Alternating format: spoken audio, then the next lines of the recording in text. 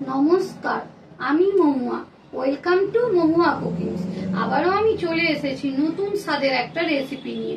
চলুন বন্ধুরা, রেসিপিটা এবার শুরু করা যাক। বন্ধুরা, আজকে আমি বানাবো অন্যরকম ডিমের তরকারি। ডিমের তরকারিটা বানানোর জন্য একটা বড় সাইজ পেঁয়াজ কুচিয়ে নিয়েছি, 6টা কাঁচা লঙ্কা কুচিয়ে নিয়েছি ও হাফটা ক্যাপসিকাম কুচিয়ে নিয়েছি ও একটা বড় আলু সিদ্ধ করে নিয়েছি। এবার আমি গ্যাসেতে জল গরম করে 3টে ডিম সেদ্ধ বসিয়ে দেবো। ডিমগুলো আমার সেদ্ধ হয়ে গেছে, ডিমগুলোকে আমি একে একে ছাড়িয়ে নিয়েছি। এবার ডিমটাকে মাঝখান থেকে হাফ করে ওই ডিমের কুসুমটাকে আলুর মধ্যে দিয়ে দেবো ও কুচিয়ে রাখা সবজিগুলোকেও একে একে আলুর মধ্যে দিয়ে আলুটাকে চামচের সাহায্যে ভালো করে মিশিয়ে নেব। আর এই আলুটা মেশানোর জন্য ওতে আমি 1 চা চামচ নুন, কাশ্মীরি লঙ্কার গুঁড়ো, ধনে গুঁড়ো ও ভাজা জিরের গুঁড়ো আর লঙ্কা গুঁড়ো, হলুদ গুঁড়ো দিয়ে আলুটাকে ভালো করে মিশিয়ে নেব, যেন আলুর মধ্যে কোনো দানা দানা না থাকে। এই আলুর পুরটা বানানোর সময় যদি আমরা ডিমের কুসুমগুলো দিয়ে দিই তাহলে এই আলুর পুরটা খেতে ভীষণ টেস্টি হয় এবং ওই ডিমের মধ্যে পুর ভরাও খুব সহজ হয়। এবার আমার আলুর পুরটা রেডি হয়ে গেছে। এবার একে একে ওই কাটা ডিমের মধ্যে আলুর পুরটা দিয়ে আলুর পুরটাকেও ডিমের সাথে সেট করে নেব। বন্ধুরা, এই রেসিপিটা যদি আপনাদের ভালো লেগে থাকে প্লিজ লাইক, শেয়ার ও সাবস্ক্রাইব করে দেবে। আপনাদের একটা লাইক আমাদের কাছে খুবই গুরুত্বপূর্ণ। বন্ধুরা, আমার চ্যানেলে যদি আপনারা নতুন হয়ে থাকেন প্লিজ তাহলে বেল আইকনটা প্রেস করে দেবেন, তাহলে আমার চ্যানেলে ভিডিও ছাড়লেই আপনাদের কাছে নোটিফিকেশান চলে যাবে। আমার ডিমগুলি সব রেডি হয়ে গেছে।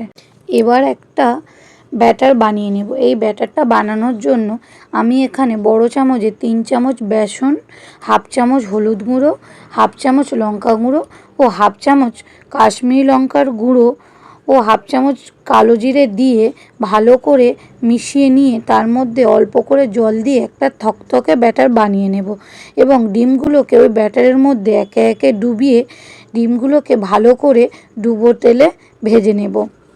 এই ডিমের তরকারিটা বানানোর জন্য আমি মাঝারি সাইজ আলু ডুমো ডুমো করে কেটে নিয়েছি আর একটা টমেটোও ডুমো ডুমো করে কেটে নিয়েছি আর 1 ইঞ্চ আদা নিয়েছি।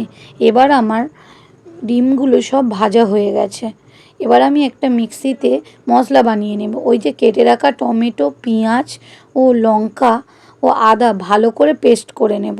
এবার ডিমের ওই ডিম ভাজা তেল থেকে কিছুটা তেল তুলে নিয়ে তার মধ্যে আলুগুলোকে দিয়ে দেব ও আলুগুলো লাল লাল করে ভেজে নেব। আলুগুলো ভাজা হয়ে গেছে।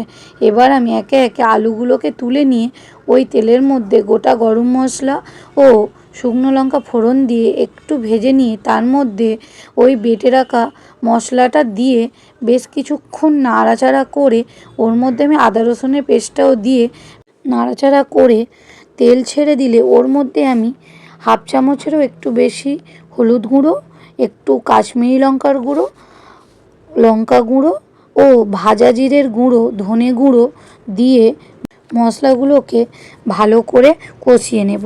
মশলাগুলো খুব ভালো করে কষে এলে ওর মধ্যে ফেটিয়ে রাখা টক দইটাও দিয়ে দেব।